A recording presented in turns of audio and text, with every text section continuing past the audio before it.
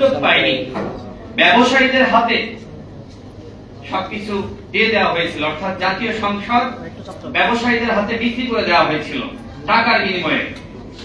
সালমানের প্রভাবের মতো যারা দুর্নীতিবাজ তাদেরকে জাতীয় সংসদে সাংসদ বানানো হয়েছিল, আইনজীবীরা সুযোগ পায়নি। আর যে সকল আইনজীবীরা ছিল তারা ওই যে কুলাঙ্গার আনিসুল হকের মতো যারা বিচার বিভাগকে ধ্বংস করেছে, যারা বিচার বিভাগকে সম্পূর্ণভাবে দলীয়করণ করেছে, যারা বিচার বিভাগে ফ্যাসিবাদ কায়েম করেছে। শেখ হাসিনা পালিয়ে গেছে, কিন্তু আজকে ফ্যাসিবাদ বিচার বিভাগে এখনো পর্যন্ত রয়ে গেছে। এদেরকে কিভাবে দাঁড়াবেন? যারা নিম্ন আদালতের জাজ তাদেরকে সরানো হয়েছে, যারা হাইকোর্টের বিচারক তাদেরকে সরানো হয়েছে। ওরা তো শেখ হাসিনা নিয়োজিত, ওদেরকে রেখে আপনি রাষ্ট্র মেরামত করবেন, রাষ্ট্র সংস্কার করবেন, এটা তো হাস্যকর। আমরা এই অন্তর্বর্তীকালীন সরকারের প্রতি দাবি রাখতে চাই এবং প্রধান বিচারপতির প্রতি অনতিবিলম্বে, যেটি মাহবুব ভাই বলেছে যে 25 জন বিচারকের তালিকা তারা করেছে, এই 25 জন বিচারককে অনতিবিলম্বে তাদের পদত্যাগ নিশ্চিত করতে হবে। অন্যথায় যেমনি ভাবে ছাত্র জনতা হাইকোর্ট ঘেরাও করেছিল প্রধান বিচারপতির পদত্যাগের দাবিতে, আবারও প্রয়োজন হাইকোর্ট ঘেরাও করা হবে। সংগ্রামী সাথী ও বন্ধুগণ, আজকে এখানে বিজ্ঞ আইনজীবীরা বক্তব্য রেখেছেন, চমৎকার বক্তব্য রেখেছেন। আইনজীবীরা চাই এমন একটি রাষ্ট্র, যে রাষ্ট্র প্রকৃতপক্ষে আমাদের সকলের জন্য নিরাপদ হবে। কিন্তু দুঃখের সাথে বলতে হয় যে এই রাষ্ট্র এখনো পর্যন্ত জনগণের জন্য নিরাপদ হয়নি। পাহাড় এবং সমতলের মধ্যে যে বিভাজন সৃষ্টি করার চক্রান্ত চলছে, এই চক্রান্ত কেন? ভারত পাহাড়ে যে অশান্তি, এই অশান্তি সৃষ্টি করেছে ভারত। বাংলাদেশকে তারা সহযোগিতা করতে চায় না।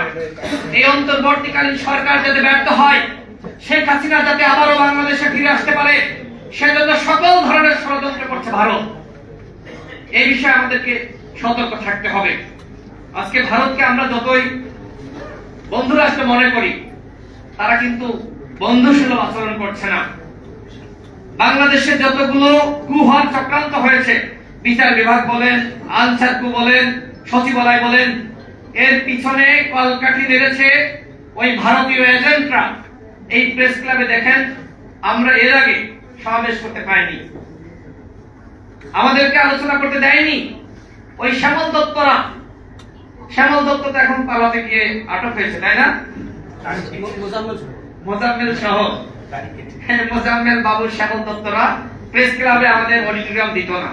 আজকে দেখেন স্বাধীন বাংলাদেশে আমরা এখানে আলোচনা করছি, আর ওরা পালিয়ে যেতে গিয়ে গ্রেফতার হয়েছে। যারা অতীতে এই প্রেস ক্লাবকেও দলীয়করণ করেছিল, তাদের শাস্তি হতে হবে। বিভিন্ন প্রতিষ্ঠানকে যারা দলীয়করণ করেছে, তাদেরকে শাস্তি হতে হবে। আজকে শিক্ষকরা বিভিন্ন দলীয় ব্যানারে যায়, শিক্ষকদের কোন রাজনীতি থাকতে পারে? তারা তো সবার। সুতরাং শিক্ষকদের রাজনীতি আইন করে নিষিদ্ধ করতে হবে। যেটি মামুন ভাই বলেছে যে আমাদের জাতীয়তাবাদী সংগঠন আইনজীবী অধিকার পরিষদকে স্বতন্ত্র স্বাধীনতা দিতে হবে। হ্যাঁ, আমরা আমাদের সমস্ত অঙ্গ সংগঠনকে আমরা স্বাধীনতা দিয়েছি, আমরা লেজুর ভিত্তিহীন করেছি। আমরা কমিটি গঠন থেকে শুরু করে আমরা কোন জায়গায় আমাদের সভাপতি জনাব নুরুল হক নূর, আমি বা আমাদের কেন্দ্রীয় নেতৃবৃন্দ আমরা কোথাও হস্তক্ষেপ করি না। তাদের কমিটি তারাই সাজায়, তাদের নেতা তারাই নির্বাচন করে। এটাই রাষ্ট্র সংস্কারের অংশ এবং সেটি আমরা করছি। দলের মধ্যে গণতন্ত্র না থাকলে আপনি কোথায় গণতন্ত্র প্রতিষ্ঠা করবেন? সম্ভব না। গণ অধিকার পরিষদের কাউন্সিল হয়েছে নির্বাচনের মাধ্যমে, সভাপতি নির্বাচিত হয়েছে নুরুল হক নূর, আমি সাধারণ সম্পাদক। আমাদের যারা ভোটার ছিল সারা দেশে, সভাপতি সাধারণ সম্পাদক, তাদের ভোটে নির্বাচিত হয়েছি আমরা। এখানে নুরুল হক নূর, আপনি সভাপতি, আমি রাশেদ খান সাধারণ সম্পাদক। সেই প্র্যাকটিস গণ অধিকার পরিষদে চলবে না। ঠিক একইভাবে আইনজীবী অধিকার পরিষদেও তারাও তাদের নেতা ভোটের মাধ্যমে নির্বাচিত করবে। আমরা এই ধরনের গণতন্ত্র প্র্যাকটিস করছি। আমি যেটি বলতে চাই যে রাষ্ট্রপতি আব্দুল হামিদ সাহেব মাঝে মধ্যে কৌতুক করতেন। রাষ্ট্রপতি ছিলেন, আগের যে সংবিধান, ওই সংবিধান এখন আছে কি নাই?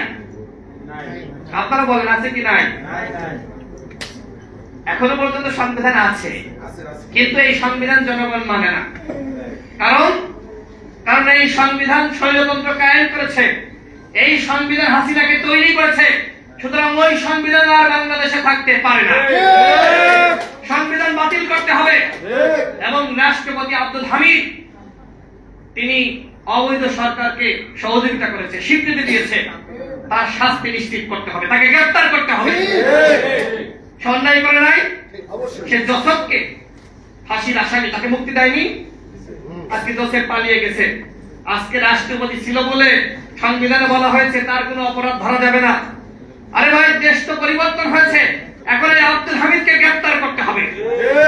এখন যিনি রাষ্ট্রপতি রয়েছে তিনি তো দুর্নীতিবাজ, মালয়েশিয়ায় তার বাড়ি রয়েছে, আরো কোথাও কোথাও যেন রয়েছে, কানাডা সহ কোথায় সেকেন্ড হোম করেছে। দেশ পরিবর্তনের পরে এরকম একজন ব্যক্তি দুর্নীতিবাজ, হাসিনার 5 দশক, সে কিভাবে রাষ্ট্রপতি থাকে? তাকে রাষ্ট্রপতি বাংলাদেশের জনগণ মানে না।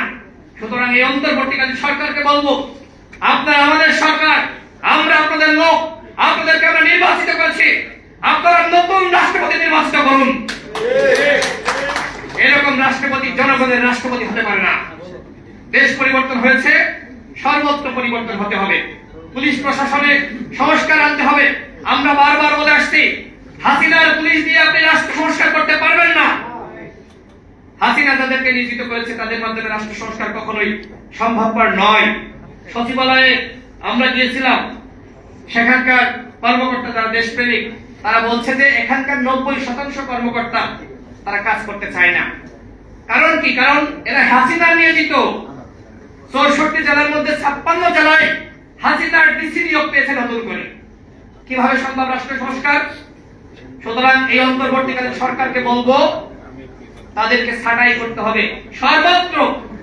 যারা দেশপ্রেমিক, যারা এই সরকারের আমলে বঞ্চিত হয়েছে, নিপীড়িত হয়েছে, সেই সকল কর্মকর্তাদেরকে ডিসি বানাতে হবে, এসপি বানাতে হবে। হাসিনার আমলের সুবিধাভোগী প্রত্যেকটা জায়গা থেকে ছাঁটাই করতে হবে, এটাও রাষ্ট্র সংস্কার। বিচার বিভাগের স্বাধীনতা, যেটা অ্যাটর্নি জেনারেল বক্তব্য রেখেছে, প্রধান বিচারপতি বক্তব্য রেখেছে, যেটি মামুন মাহবুব ভাই বললেন, চমৎকার বক্তব্য রেখেছেন।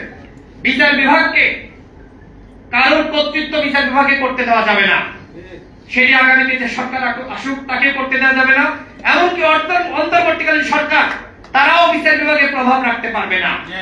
সম্পূর্ণভাবে স্বাধীন করতে হবে। বাংলাদেশে বিচার বিভাগ বলেন, নির্বাচন কমিশন বলেন, এই প্রতিষ্ঠানগুলো, সাংবিধানিক প্রতিষ্ঠানগুলো যদি আমরা স্বাধীন না করতে পারি, তাহলে এই বাংলাদেশ প্রকৃত স্বাধীনতা পাবে না। আমি বক্তব্য বাড়াবো না, যেহেতু দীর্ঘ সময় আলোচনা চলছে।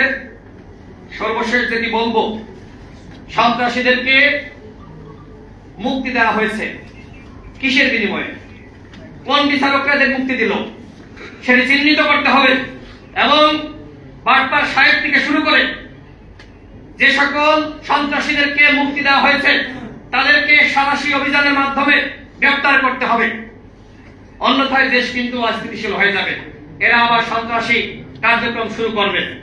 আজকে তরুণদেরকে দেখেন, তরুণদেরকে মূল্যায়ন যদি আপনি না করেন, তাহলে আগামীতে যদি আবার সংকট আসে, সেই সংকটকে মোকাবেলা করবে।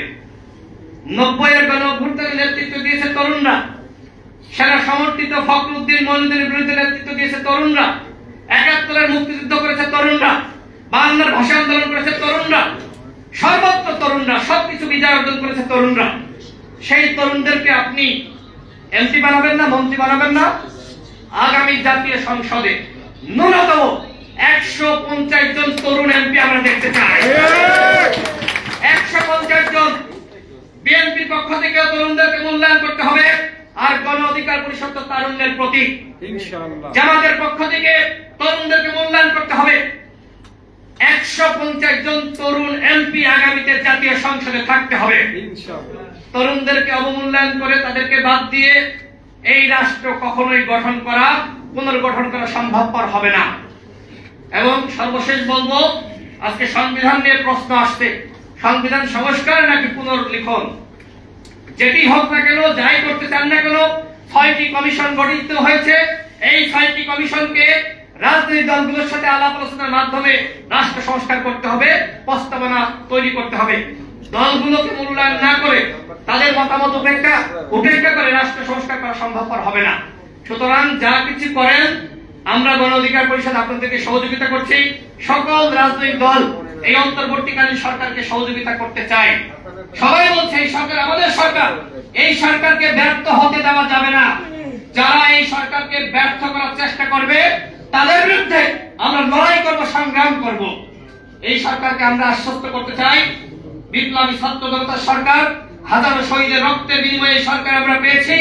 এই সরকার ক্ষমতায় থাকা অবস্থায় রাষ্ট্র সংস্কার করতে হবে, সমস্ত প্রতিষ্ঠানের সংস্কার করতে হবে। কারণ আগামীতে যে সরকার ক্ষমতা আসবে, তিনি করবেন কি করবেন না সেটি আমরা কেউ জানি না। আমাদের সরকারের মাধ্যমে আমরা রাষ্ট্র সংস্কার করব। আইনজীবীরা আজকে যে আলোচনা করেছে, আইনজীবী অধিকার পরিষদের পক্ষ থেকে এখানে আইনজীবী বৃন্দ রয়েছেন, তারা গুরুত্বপূর্ণ কথা বলেছেন।